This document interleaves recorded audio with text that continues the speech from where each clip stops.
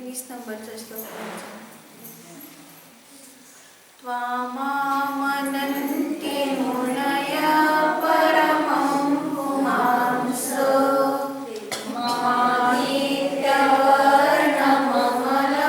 तमसः पुरस्तात् त्वामेव सम्यगुपलभ्य जयन्ति मृत्युं नान्यः शिवपदस्य मुनीन्द्रवन्ता.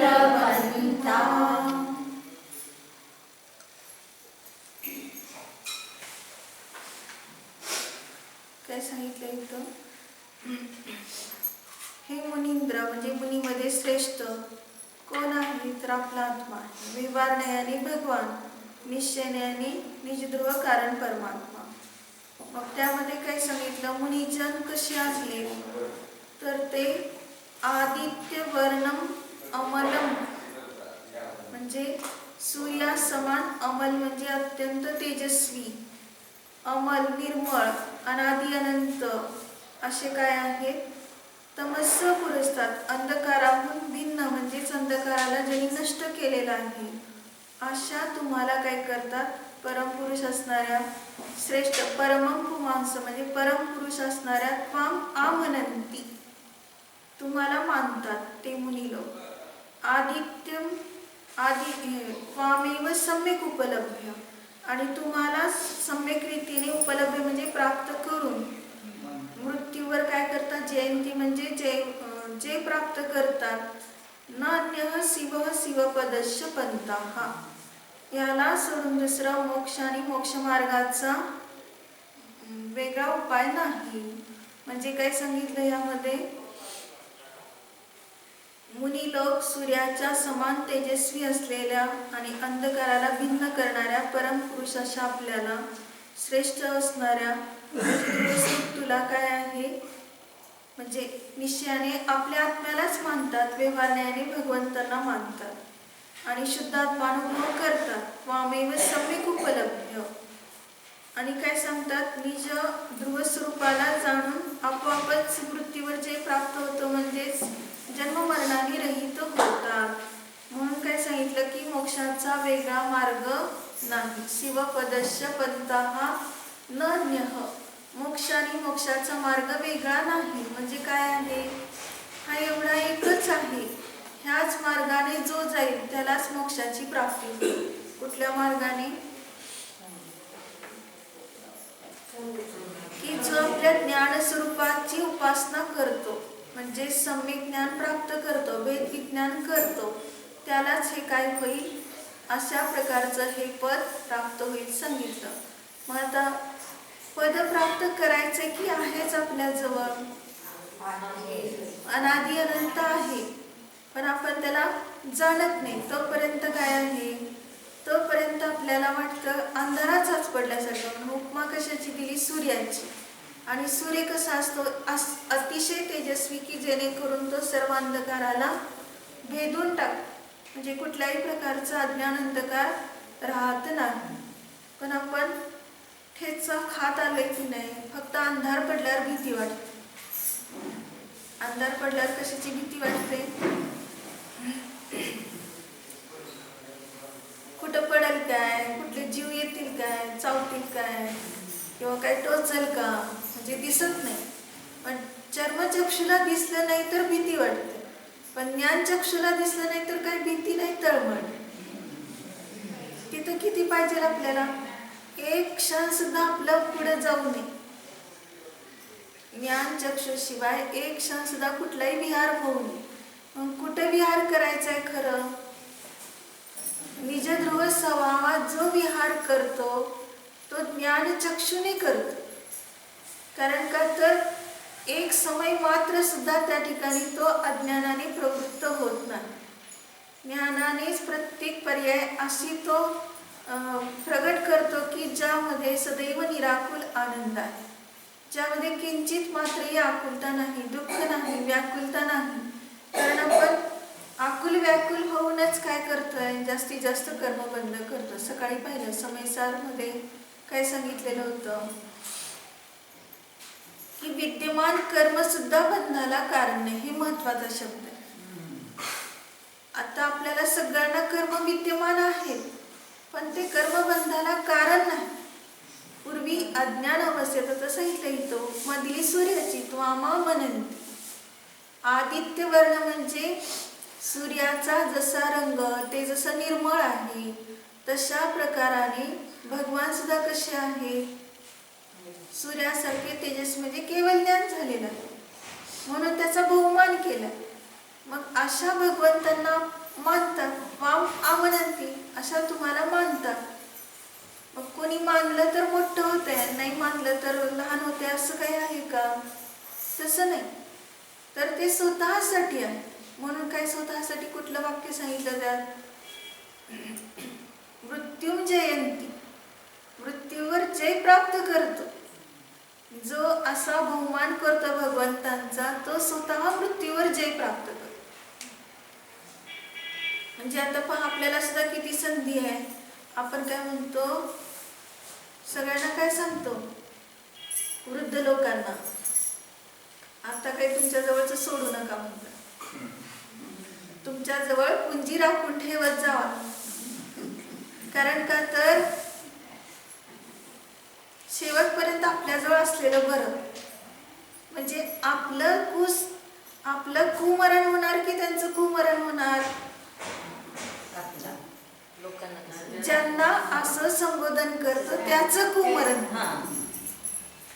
त्यांचं नाही होणार. त्यांना उलट भाव अस्थिर सोडण्याचे, तर त्यांना आपण अस्थिर करतो.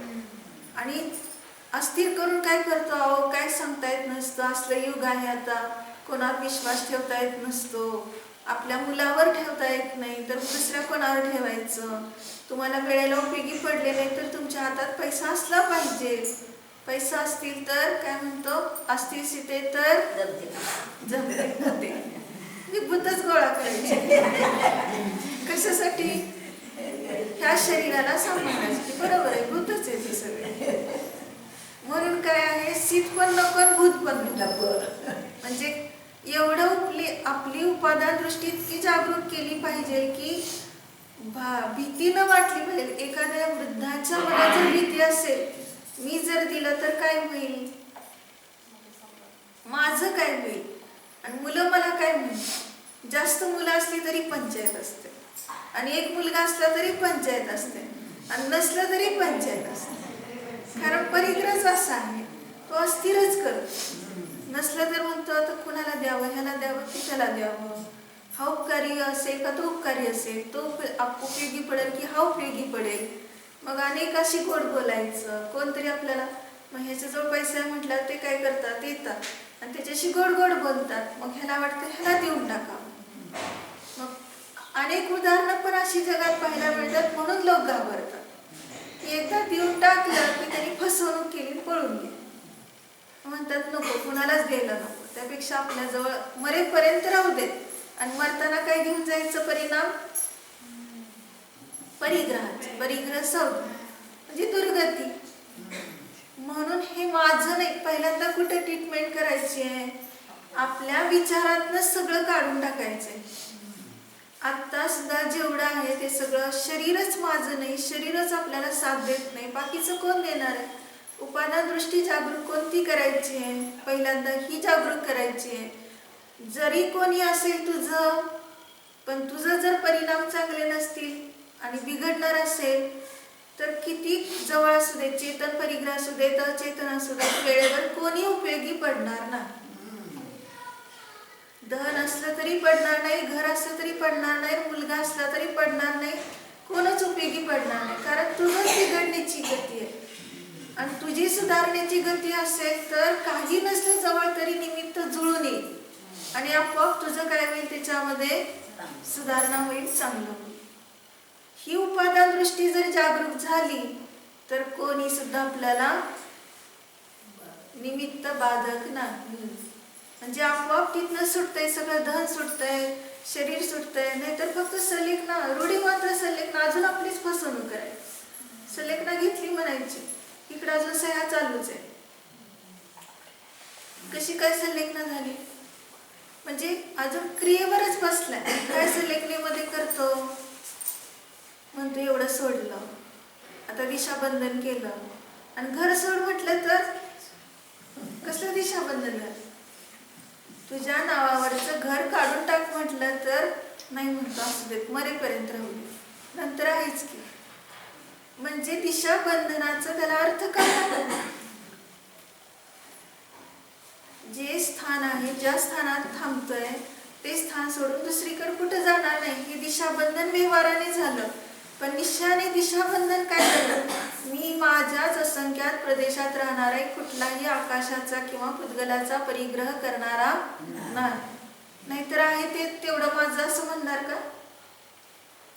जेवढ्या जागेत 6 फुटापर्यंत बसले तेवढी माझी जागा म्हणणार का? आता चालता येत नाही, फिरता येत नाही, उठता येत नाही, बसता येत नाही, म्हणजे काय 6 फूट. मग 6 फुटाची जागा आपली आहे का? ती सुद्धा आपली नाही. खरं दिशाबंधन कळलं पाहिजे. नाहीतर काय करतो मग? सगळं विडंबनच करतो. सोडलं सगळं म्हणतो. आता काय सगळं धान्य सोडलं, सगळं अन्न सोडलं, चांगली संलेखन झाली म्हणून. पण काय सोडलं म्हणतो? धान्य सोडलं, पण एकेंद्रियाच्या योग्य कर्म बंद करतोय. धान्यात चित्त अडकलंय, खात नाही इकडून तोंडाने, पण विचारात काय चाललंय?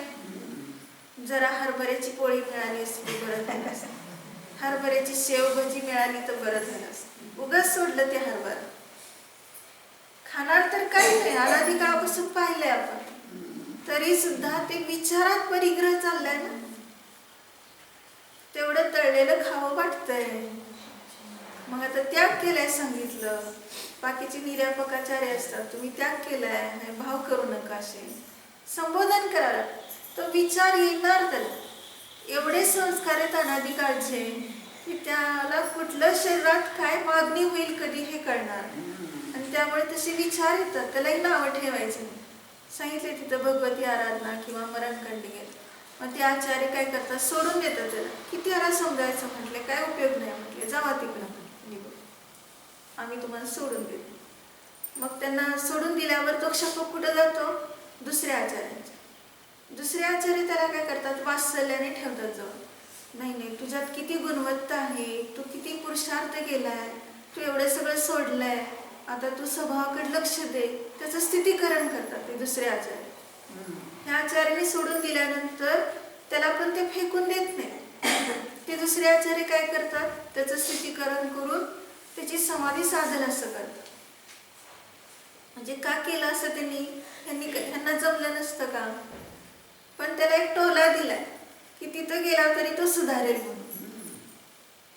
म्हणजे ही एक पद्धत सांगितली की असं सोडून दिलं की आता त्यांनी, कारण खूप समजावलं तरी काही समजत नाही, मग दिलं सोडून. मग ते दुसऱ्यांनी पण हेटाळणी केली तर काय होईल? मग तिथं असमाधी होईल. म्हणून मग त्या ठिकाणी त्यांनी त्याचं वात्सल्य दाखवलं आणि मग त्यांचं स्थितीकरण करून काय केलं? अशा रीतीने त्यांना आपल्या स्वभावात आणलं. पण त्यांना एक टोला मिळालाय, त्यामुळे ते काय करतात? आता ते म्हणतील तसं ऐकतात. बरं, सोडतो सगळं, आता काही विचार करत नाही, चुकलं माझं म्हणतात. मग सगळं ओकाय लागतं, मी असं केलंय, मी असे जीवनभरात खूप चुका केल्या. मग ते आपोआपच त्याचं काय होतं? निश्चल्य होऊन तो समाधीवर साधतो. नाहीतर विचारासारखं आठवतंय, मी असं केलं होतं लहानपणी, मी असं केलं होतं तरुणपणी, माझं किती चुकलं, मग आता मी कसं काय करणार, ह्याच्यातनं कसं बाहेर पडणार, हे स्वतःच्या विचारातच सारखं राहून अर्थध्यान करतो. म्हणून एकदा मोकळं व्हायचं, मी असं केलंय, झालं, संपलं त्याचं ओझं. पण त्याला लाज वाटते, कसं सांगायचं? म्हणजे शेवटपर्यंत आता आपण निघालंय, शरीर सुटतंय, तरी सुद्धा अजून काय वाटतंय? ह्यांना काय वाटेल मी सांगितल्यावर, माझ्या चुका सांगितल्यावर ह्यांना काय वाटेल? ह्यांना काय वाटेल हे बघायचंच नाही. एवढं पाहायचंय की मला निश्चल्य व्हायचंय, पूर्ण समाधी साधायची. माझ्या हात जर हे विचार ठेवले तर याच्यापेक्षा दुर्दशा होईल आणि ह्या सगळ्या लोकांना तुझं प्रदर्शन बघायला मिळेल. आत्ता काय व्हायचं तो होऊ देत, नंतर तिकडे गेल्यावर प्रदर्शन होण्यापेक्षा आत्ता करणं. तिथं गेल्यावर काय प्रदर्शन होणार? काहीतरी होणार, कुत्रा होणार, मांजर होणार, डुक्कर होणार, मग ते सगळे छितू करणार, मग ते सगळं बघायला मिळालं की त्यांचं. शपक असताना लाज वाटली सांगायला, आणि आता काय झालं, नरकात गेला, तिरेंच झाला, किती दुर्दशा भोगावी लागते, सगळ्यांच्या करुणेचा पात्र झाला. मग हे सगळं होणार नाही जर तू स्वभावात राहिला. म्हणून अंधकर्त्वा आमनंती, तुलाच मानतात, त्वामेव सम्यक उपलब्धी, तुम्हाला सम्यक रीतीने प्राप्त करून मृत्यूवर जे प्राप्त करतात. समाधी मरण साधायचं म्हणजे काय, वीर मरण. ह्या क्षणात काही झालं, जयंती मृत्यू, ह्या क्षणात जरी काय झालं तरी सुद्धा इतका समता भाव, एवढी आपल्याला अभ्यासाची तयारी पाहिजे, पूर्ण तयारी. किती कुठला अगदी कट्टर शत्रू जरी समोर आला तरी समता भाव धारण करता आला. मग ते सांगितलं उदाहरण आठवते ना, की त्या भाऊजेवर ते दिराचं एवढं प्रेम आहे, तिला काही कळलं नाही, आणि मग ज्यावेळेस हे लक्षात आलं त्यावेळेस तिने धिक्कारलेलं असतं की असे विचार करायचे नसतात, मोठे दीर म्हणजे वडिलांसारखे असतात, असं त्यांनी खूप नैतिक धडे शिकवले त्यांना. पण त्याचा काही उपयोग झाला नाही. मग त्यांनी काय केलं, हिच्या पतीला म्हणजे आपल्या भावालाच मारून टाकायचं. मग तर होईल की नाही ती आपली, असा विचार केला त्याने. किती खूप विचार आहे. आणि त्याने तो असं जिन्यावरून वर चाललेला आहे आपल्या घराकडे, तो भाऊ दिसतोय असं जाताना, त्याने पाठीमागनं येऊन पटकन त्याला तलवारीने मारलं. तो खाली पडला कोसळून. म्हणजे ते ओरडण्याचा झटापटीचा आवाज आला त्या पत्नीला, आणि ती पटकन येऊन पाहते, आणि तिच्या लक्षात आला हा सगळा प्रकार, की आता आपल्या पतीला मारून टाकलं म्हणजे ह्याचा डाव हा साधणार. मग ती काय करते त्यावेळेस, त्या क्षणामध्ये तरी इतकी तिने आपले परिणाम निर्मळ ठेवलेले आहेत की संबोधन देते की आता तुमचे प्राण चाललेत, तुम्ही वीर मरण साधा, माझ्यावरचं प्रेम नको आणि भावावर द्वेष नको, दोन्हीच्या हातीत फक्त तुम्ही समता भावाला धारण करा, आपलं साधा. आता ही तुम्हाला संधी आहे, न्यायिक स्वभावात राहा, ह्याशिवाय दुसरं कोणी शरण नाही.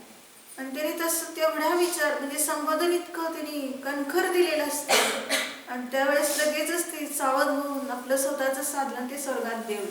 किती क्षणात अवकाश किती आहे, थोडासाच. आपण लगेच डॉक्टरकडे पडा, इकडं पडा, असं झालं तसं झालं, रडत बसा, काहीतरी कोणातरी सांगत बसा, झालं गेलं, ती संधी गेली समाधी मान. म्हणजे ही आसपासच्या लोकांची पण किती सावधानता पाहिजे. मग म्हणणार बघा निमित्त लागतंय की नाही, निमित्त नाही लागत. उपादान असं आपलं तयार करायचं प्रत्येकाने, असं उपादान कणकर तयार केलं तर हे निमित्त ज्याला काही येत नाही ते सुद्धा आपल्याला उपयोगी पडेल, असं निमित्त. म्हणजे हुशारच पाहिजे त्याला कोणतरी असं काही नाही, फक्त उपादान तयार करायचे, परिणत तितकं स्वभावात व्हायचंय की काही सुद्धा आकुलता नाही. म्हणजे ती मृत्यू तुम्हालाच प्राप्त करून लोक काय करतात, म्हणजे भगवंतांना, वितराग भगवंतांना जाणून मरणावर जे प्राप्त करतात, म्हणजे समाधी मरण साधतात, स्वर्गात जातात, नंतर मनुष्य होतात आणि मुनी होऊन मोक्षाला जातात. मृत्यूवर त्यांनी जे प्राप्त केलं म्हणजे जन्म मरणाच्या अतीत झाले. म्हणून परवा काय सांगितली ती गोष्ट, ती अर्धी राहिली की नाही, की त्या विद्याधर जोडप्यांनी चंदनाचा लेप लावला त्या मुनींना, भुंगे आले त्याच्यावर, 15 दिवसपर्यंत त्यांनी उपसर्ग केला, तरी मुनी आपल्या स्वभावात आहे. म्हणजे फक्त तो क्षण त्यांनी साधला तर स्वर्गात देव झाला. आता यांनी 15 दिवस त्या उपसर्गामध्ये राहिले. म्हणजे प्रत्येक क्षण स्वभावात ठेवायचं म्हणजे किती मोठा पुरुषार्थ. त्यात त्यांना केवळ ज्ञान झालं, त्यांचं तर साधलं. आता ह्यांचं काय, हे सारखी क्षमा मागायला विद्याधर जोडपं, केवळ ज्ञानी भगवान तुम्हीच आम्हाला शरण आहात, आमच्या पापातून आम्हाला तुम्हीच वाचवा, आमच्या अपराधाची तुम्ही क्षमा केली का. आता काही जरी झालं त्यांनी काय, ते क्षमाच आहे, त्यांचं काय केवळ ज्ञानीच आहे. पण ते किती विनंती करतायत की किती आम्ही चूक केली, आता आम्ही ह्याचं फळ भोगणार का, मला काय होणार वगैरे, असं त्यांना दुःख होते दोघांना. पण म्हणजे त्या विद्याधराला काही झालं नाही, कारण त्याचे परिणाम चांगलेच होते. पण ती विद्याधरी जी होती तिला मात्र काय झालं, ती आत्ता जरी शुभभाव म्हणजे केले तिने सगळं पश्चाताप प्रतिक्रमण तरी ती झाली देवी पुढं. पण देवी झाल्या तर पुढच्या भावात पुन्हा म्हणजे समयदृष्टी तर नाही, शुभभाव फक्त झाले आणि पुढे ती एका श्रेष्ठीची किंवा राजाची कोणाची तरी ती पत्नी झालेली असते. आणि त्यावेळेस खूप अगदी इतके काळपर्यंत, इतके वर्षपर्यंत भोगामध्ये राहिलेले आणि शेवटी आयुष्याच्या काय झालेलं असतं, कुष्ठरोग झालेला असतो. आणि तो अशा प्रकारचा कुष्ठरोग आहे की संपूर्ण नगरामध्ये दुर्गंध पसरलाय, कोणी सुद्धा सहन करू शकणार. मग तो राजा जरी असेल किंवा श्रेष्ठी जरी असेल तरी सुद्धा त्याला काही उपाय करावा लागला, एका वनातच नेऊन ठेवावं लागलं तिला, म्हणजे कुठं शहरात कोणालाही उपद्रव नको त्याचा म्हणून. म्हणजे कशाचं फळ मिळालं तिला, हे मदनावली झाली ती त्यावेळेस, तिचं नाव मदनावली असतं. म्हणजे त्यावेळेस तिला खूप पतीचं प्रेम होतं, पण तो सुद्धा शेवटी तिला वनात सोडून तिथं उपचार करू लागला एकटीला ठेवून. अनेक वैद्य बोलवले, कुठल्याही वैद्याने तो कुष्ठरोग बरा होईल. कशाने बरा होणार होता, तिचा पूर्वनियोजित जो पती होता विद्याधर, तो स्वर्गात देव झालेला असतो आणि तो जाणून येतो हिच्याकडे आणि सांगतो की हे कशाचं फळ मिळाले तिला, तर किंचित तिने मुनींच्या दुर्गंधीची किळस केलेली असे त्याचं हे फळ मिळालंय. तर आता त्याला तसाच उपाय करावा लागेल, औषधाने हे बरा होणार नाही. तर तिला तसं पश्चाताप प्रतिक्रमण, पूजा, दर्शन, स्वाध्याय ह्याच्यामध्ये उपयोग लावायला सांगितला तर बरं होईल म्हणून सांगितलं. तो निघून गेला. मग तिने तसं केलं, केल्यानंतर मग ती बरी झाली. म्हणजे काय सांगायचं तात्पर्य, औषधाने रोग बरा होत नाही. कोणता आहे हा रोग, भावरोग जडलाय, मग त्याला प्रतिक्रमणच हे उत्कृष्ट औषध आहे. आणि त्याला परत आत्मानुभूती, प्रतिक्रमण करून आत्मानुभूती घेतली तर हे सर्व. मग शरीराचा रोग बरा झाला त्याचा आनंद नाही, कशाचं हे, तर आता तो जन्म मरणाच्या चक्रातून सुटतो म्हणून मृत्यूवर जय प्राप्त. नाहीतर आम्ही केलं सगळं, पण नकटीच्या लग्नाला 1760 विघ्न म्हणतो, किंवा काय नकटीचा शृंगार काय म्हणतो, नकटीचा शृंगार कसा असतो, काहीतरी सांगितलं की पुष्कळ काय शृंगार केला पण तो शृंगार सफलच नाही, नकटी आहे म्हणून. मग त्याचं काय दृष्टांत कसा घटवता येतो हा, तर त्याला सांगितलं काय की तिला किती जरी शृंगारित केलं तरी ती नकटीच. तसं जोपर्यंत आत्मानुभूती नाही तोपर्यंत नकटा तो नकटाच. म्हणजे किती काय जरी केलं बाहेरचं सा शृंगार, म्हणजे कोणता सा शृंगार की सगळं आपण स्वाध्याय केला, संयम केलं, तप केलं, सगळं केलं, परंतु आत्मानुभूती घेतली नाही तर सगळं व्यर्थ होतं. म्हणजे सम्यक दृष्टीमध्ये हे बल महान आहे आणि ती अशी शक्ती प्रगट होते त्याची की त्याला किंचित मात्रही आकुलता होत नाही. निराकुल परिणामामध्ये निराकुल सतत जगणं हे फार महत्वाचं आहे. किती पण कसलाही प्रसंग आला तर तिथं लगेच नरक आठवायचं, मी नरकात जाऊन आलो, तिथं किती दुःख भोगलंय, त्याच्या पुढे तर हे दुःख काहीच नाही. मी का बरे संक्लेशित व्हावं, का बरे आकुलता करावी, का निराकुल राहू नये, का भेद विज्ञान करू नये, असं लगेच स्वतःमध्ये स्वतःचं स्थितीकरण करायचं. त्याच्यापेक्षा जास्त कुठलं दुःख भोगलंय, निगोदात जाऊन भोगलंय, हे तर काहीच नाही त्याच्या पुढे, तर ह्याला मी दुःख का म्हणू. कुठलाही कर्माचा उदय आला तर त्याच्याशी फक्त रंजायमान व्हायचं नाही, सुखी दुःखी व्हायचं नाही, जसं आहे तसं स्वरूप जाणलं. कर्माचं स्वरूप असं आहे, ज्ञानावरण आलं, दर्शनावरण आलं, मोहनीय आलं, 8ही प्रकारचे कर्म येऊ दे, काही करणार नाही तुला ते. कर्म विद्यमान असताना देखील तो कर्मबंधाला प्राप्त होत नाही. सकाळी उदाहरण चांगलं सांगितलं होतं की नोटा ठेवल्यात लाखाच्या बँकेमध्ये, सत्तेत पडून आहे, त्याचं फळ काय मिळतंय का? फळ म्हणजे आपल्या नावचे पैसे आहेत तरी सुद्धा आपण ते काही घेत नाही, त्या वस्तू म्हणजे त्यामध्ये कुठली वस्तू खरेदी करत नाही किंवा भोगोपभोगाची सामग्री आणत नाही, पडून आहे. तसं दुसरं उदाहरण कोणतं घटवता येतंय? काय सांगितलं होतं शास्त्रामध्ये दुसरं उदाहरण? निरुपभोग्य स्त्री म्हणजे बाला. मग ती बाल स्त्री असते, ती म्हणजे बालिका असते, ती भोगण्यायोग्य नाही. पण पूर्वी कसे विवाह करत होते? पालकांचा विवाह करत होते. मग ती त्यावेळेस भोगण्यायोग्य नाही, पण तीच तरुणी झाल्यावर भोगण्याच्या योग्य होते. मग तसं इथं कर्म सत्तेत पडलेलं आहे. ते कसं आहे? सत्तेत म्हणजे काय? आत्ता विचार काय केला? मदनावलीचंच उदाहरण घ्यायचं. कुठल्या भावात उदयाला आलं ते? स्वर्गातल्या देवीचं आयुष्य संपेपर्यंत तो उदय सत्तेमध्ये म्हणजे ते कर्मनिषेक सत्तेमध्ये तेव्हापासून पडलेले. केव्हापासून? जेव्हा मुनींना त्याने जुगुप्सा म्हणजे किळस करून ते चंदनाचा लेप लावला, तेव्हापासून कर्म बांधलेले. त्यातला तो भाव गेला, त्याच्यानंतर देवीचा एक भाव गेला आणि त्यानंतर आता पुन्हा ही मनुष्यनी झाली आणि त्याच्यामध्ये पुष्कळ काळपर्यंत भोग भोगल्यानंतर उदयाला, तेव्हा त्याला म्हणायचं की आता उदय विपाक अवस्था झाली, ते भोगण्याच्या योग्य म्हणजे कर्माचं फळ देणार ते म्हणजे कुष्ठरोग. मग कुष्ठरोग झाला म्हणजे हाय हाय करत बसणार. हाय हाय केलं की पुन्हा कर्म बंद होते. म्हणून काय सांगितलं? कर्म इतक्या दिवस एवढे पल्ले इतके काळपर्यंत होते की नाही, ते कर्म पडून होते निश्चित. घरामध्ये आणि ते बिळामध्ये साप राहतात. मग ते साप राहतात, बाहेर येत नाही. तोपर्यंत काय आहे? असले तरी भीती नाही. इथं आहेत की नाही आसपास साप? आहेत, पण भीती नाही. घरात येत नाही. घरात आली की काय करतो? भीती वाटते, बाहेर काढतो.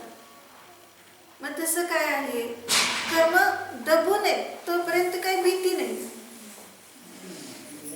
काय भीती नाही म्हणजे कुठलं सुख नाही, कुठलं दुःख नाही. इंद्रिय सुख नाही, इंद्रिय दुःख नाही.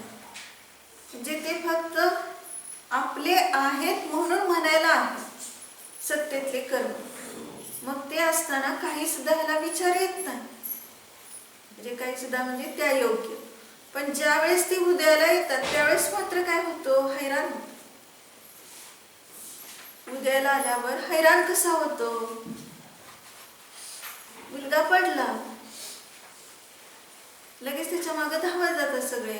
हाड मोडलं का, अमकं झालं का, तमकं झालं का, किती जरा आकुलता होती. मग मुलगा पडायचं हे केव्हापासून ठरलंय? पूर्वभवात कधी काहीतरी कोणाची तरी हिंसा केली असेल, कोणातरी पाडलं असेल, असं काहीतरी जे कर्म त्याची बद्ध झालेले ते दबून होते. आणि आता ह्या भवात येऊन मनुष्य झाला, तो आपला मुलगा झाला, तो कसलं कर्म घेऊन आला? हिंसेच. आणि ताप कोणाला देतोय? आई वडिलांना. बरोबर आहे का? एकाने कर्म करायचं आणि दुसऱ्याने भोगायचं असं नसतं कधी. वेदना त्याला झाली, पण आई वडील सारखं दुःखी होत आहेत ना. कसं झालंय ह्या मुलाला, आता औषध लावायला पाहिजे, काहीतरी दर पण किती खर्च करावा लागतो, पाण्यासारखं खर्च केलं. मग हे सगळं का आई वडिलांना पण भोगावं लागलं? म्हणजे त्यांनी पूर्वभवात त्या मुलाच्या बरोबर काहीतरी अनुमोदना केली, त्याशिवाय त्या मुलाची मागणी झाली का? म्हणजे आपण सहज सहज बसल्या बसल्या भाव करतो. एखादा व्यक्ती पाहिला, त्याचं व्यक्तित्व चांगलं वाटलं की लगेच म्हणजे किती चांगलं आहे, किती चांगलं आहे, आपल्या सानिध्यात येणार. पुढच्या भावामध्ये काहीतरी होणार आपला तो नातेवाईक. पण किती चांगले तेवढंच चांगलं वाटलं त्याला, पण त्याचे किती दोष होते ते कुठं आपण पाहिले. ते सगळे दोष कुणी अनुमोदन केले? गुणाबरोबर दोष पण अनुमोदित झाले, म्हणून ते आपल्याला भोगावं लागतं. जरी आपण ते बघितलंय किंवा नाही बघितलंय तरी सुद्धा तिची अनुमोदना झाली, किती चांगलंय म्हटलं तरी. देवकीचं उदाहरण सर्वांना माहिती आहे. मुनी अवस्थेत त्या 6 जणांना पाहिलं आणि किती छान आहेत, साधना करतायत, माझी मुलं असती तर. एवढीच अनुमोदना केली तर किती भोगावं लागलं तिला. म्हणजे त्या 6 जणांनी काय भाव केले होते, हिचं तर झालं, पण त्या 6 जणांनी काय भाव केले असतील. दिसली फक्त साधना, पण त्यात आज जे बुद्धिपूर्वक अबुद्धिपूर्वक जे विचार चालले त्या विचाराची पण अनुमोदना होते ना. म्हणजे जे कशाय चाललेले त्याची. मग त्यांना काय झालं, चोरीनेच वाढावं लागलं ना दुसरीकडे. त्या 6 जणांची दुर्दशा काय, आई वडील मिळाले नाहीत त्यांना आणि दुसरीकडेच पालन पोषण झालं त्यांचं. मग ते भले त्यांचं चांगलं, बाकीचं सगळं चांगलं असेल, त्यांना जैन धर्म किंवा तत्वज्ञान, मुनी होणं, चारण मुनी होणं, तपश्चर्या होणं, हे सगळं चांगलं झालं, पण त्यांना जन्मापासून ते मरेपर्यंत आई वडील कुठं भेटले. चारण मुनी झाल्यावरच त्या देवकीच्या घरी आहार झाला, आणि ते पण न यांना माहिती कोण आहे आणि न त्यांना माहिती हे कोण आहे. म्हणजे देवकीला पण ओळखू आले नाही. ती उलट काय शंका करते, तेच 2 मुनी 3 वेळा एका दिवसातून कसे आले. म्हणजे एका दिवसाला एकदाच आहार घेतात आणि यांनी 3दा आहार कसा घेतला, ही शंका तिच्या मनात आली ना. त्यावेळेस त्यांनी सांगितलं काय की हे 6 मुनी वेगवेगळे होते आणि चारण मुनी होते, ती तुझीच मुलं 6 जुळी जुळी झालेली 2 मुलं. तर ते 3 वेळा आलेले वेगळे वेगळे होते, दिसायला सगळे एकसारखे, आणि त्यामुळे तिला काही ओळखू आलं नाही. म्हणून तिला काय वाटलं की एकसारखे असलेलेच हे 2 मुनी 3 वेळा कसे येतात. म्हणजे काय झालं, आहार देताना सुद्धा ही मुलं म्हणून कळलं नाही, आणि त्या मुलांना काय, म्हणजे त्या मुनींना तर नाहीच नाही. तसं आता काही शुभ ना अशुभ कोण आहे. म्हणजे काय आहे, समजायचं काय ह्याच्यातून, औदैहिक भाव तेवढ्यापुरतं करतो, पण त्याचं फळ किती भोगतो. मग किती कोणी कसलाही असू दे, पण मला फक्त एक माझा ध्रुव आत्मा शरण आहे, दुसरं मला काही उपयोगी नाही. ह्याला सोडून जर मी कोणाला उपादेय समजलं तर काय आहे, माझी दुर्दशा होणार आहे. फक्त आत्माच उपादेय आहे. आश्रय करण्यायोग्य निजध्रुव कारण परमात्मा. म्हणून आपल्याला प्रत्येक समय संबोधन कुठं मिळायचंय, कुठून मिळायचंय, स्थितीकरण कुठून व्हायचंय, तर स्वतःमध्ये, स्वतःच्या परिणामात. कारण आपल्यालाच असे परिणाम झाले तर आपणच त्याच्यातनं, आपण बुडले तर आपल्यालाच आपण तारणार आहे, दुसरं कोण तारणार आहे. आपले परिणाम जन्म मरणाच्या योग्य झाले तर आपलेच परिणाम समाधीच्या योग्य, अजन्म अमरणाच्या योग्य झाले पाहिजेत. दुसरा कोणी पुरुषार्थ करणार नाही आपल्यासाठी. आपल्यासाठी पुरुषार्थ आपणच करणार आहे. जो चिखलात पाय बुडवलेला आहे त्यालाच आपला पाय धुवावा लागेल ना, का दुसरा कोण धुवायला येणार आहे. चिखलात पाय आपण टाकायचे आणि दुसऱ्याने आपले पाय धुवायचे, असं होईल का कधी? होणार नाही. म्हणजे स्वतःची घाण स्वतःला काढावी लागेल. ही कोणती घाण आहे? 18 दोष, एवढी मोठी घाण आहे. मग ते 18 दोष दूर करायला तुला शुद्धोपयोगच मोठा काय आहे, ब्रश आहे, झाडू आहे, काय म्हणाल ते साबण आहे. मग त्या शुद्धोपयोगाशिवाय दुसरं कोणी सुद्धा उपयोगी नाही. म्हणून सतत स्वतःमध्ये राहून स्वतःची साधना करणं अत्यंत आवश्यक आहे. ह्याला सोडून जर आम्ही बाहेर उपयोग दिला तर काय होणार आहे. जसं त्या मदनावरीला पुरोभावात तर खूप पश्चाताप झाला होता की आपण हे काय केलं, पण तरी तिला त्याचं फळ मिळालं की नाही. ज्या क्षणात जेवढी जिगुप्सा झाली तेवढं फळ तर मिळणारच. कारण देवशास्त्र गुरुच्या बाबतीत जो विचार येतो तो निदत्तिनिकाचित ठरतो. म्हणून निदत्तिनिकाचित रूपाने कसे कर्म बांध केले, कसं कर्म बांधलं हे समजून घेण्यासारखं आहे. कारण का तर आता तिने म्हटलं तसंच उलटीची किळस केली. ती कनकश्री किंवा ते एक शेठाणी होती, तिने मुनींचं डबडबलेलं घामाने शरीर पाहिलं, ते तर किळस झाली. किळस व्हायला किती वेळ लागतोय, कोणाला ओळखू सुद्धा येणार की किळस केली. आपण सुद्धा एखाद्या रोग्याजवळ जातो आणि नाकावर लगेच रुमाल घेतो. मग काय म्हणतो बॅक्टेरिया जाऊ नये, पण खरं त्याला वास सहन झालेला नसतो. म्हणजे काय झालेलं असतं, किळस झाली. त्यांनी पुद्गलाचं स्वरूप जाणलं का? म्हणून इथं लगेच लक्षात घ्यायचं की त्याच्यात राहणारा पवित्र आत्मा दिसला मला. मग कधीच कुठं कोणाची किळस होणार नाही, कोणी पण असू दे. त्याची सेवा निर्व्याजपणे निरपेक्षपणे सहज कशी होईल, तर त्या शरीराची सेवा करत नसून मी रत्नत्रयाची सेवा करतो. आणि ते रत्नत्रय त्याचं सुरक्षित ठेवलं नसून स्वतःच सुरक्षित ठेवलं. म्हणजे एवढी त्याच्यामध्ये आपली साधना होऊ शकते, पण आपण ते करतच नाही.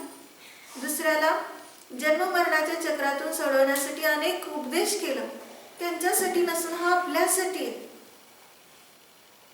म्हणजे आपण आपल्याला सोडलं, कुठं मोह होत असेल, कुठं काय अजून कष्ट वाटत असेल हे सोडायला, कसं काय सुटणार, तर हे दुसऱ्याला आपण संबोधन करून उलट ते आपलं स्वतःच स्थिती करेल.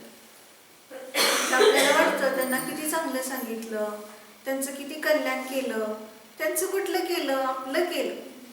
कारण का आपला उपयोग जो बाहेर जाणार होता किंवा आपण जे सारखं मलिन परिणाम करतो त्याच्यातनं बाहेर पडण्यासाठी हा आपण आपल्यावर उपाय करत असतो.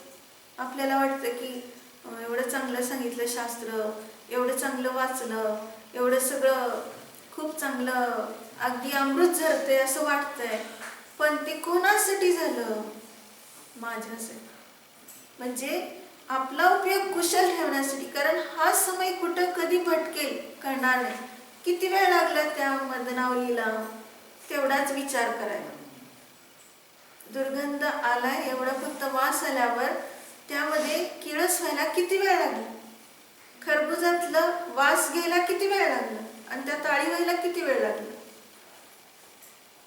तसं सगळ्या ठिकाणी आपण हे विचार करायचा की झरकन आपला विचार बाहेर जातोय म्हणजे आपण अभ्यासी नाही, आपला अभ्यास कमी पडतोय भेद विज्ञानाचा. कधीच कुठंच अगदी ते सांगितलं ना की कशाची कातडी म्हटलं, गेंड्याची कातडी. तसं व्हायला पाहिजे. काय आपल्याला लागतच नाही, किती कोणी काय बोलू देत, किती काय होऊ देत, आणि रागद्वेष होणारच नाही. तर आपल्यात झरकन लगेच चेहऱ्याचा रंग बदलतोय, मत्सर होतोय, रागद्वेष होतात. काही झालं समोर थोडंसं तर का, म्हणजे आपण अभ्यास कमी करतोय भेद विज्ञानाचा, परिणामाचा. शास्त्राचा अभ्यास किती करू दे, त्याच्यापेक्षा जास्त परिणामाचा अभ्यास कमी करणं आणि योग कमी पडतोय.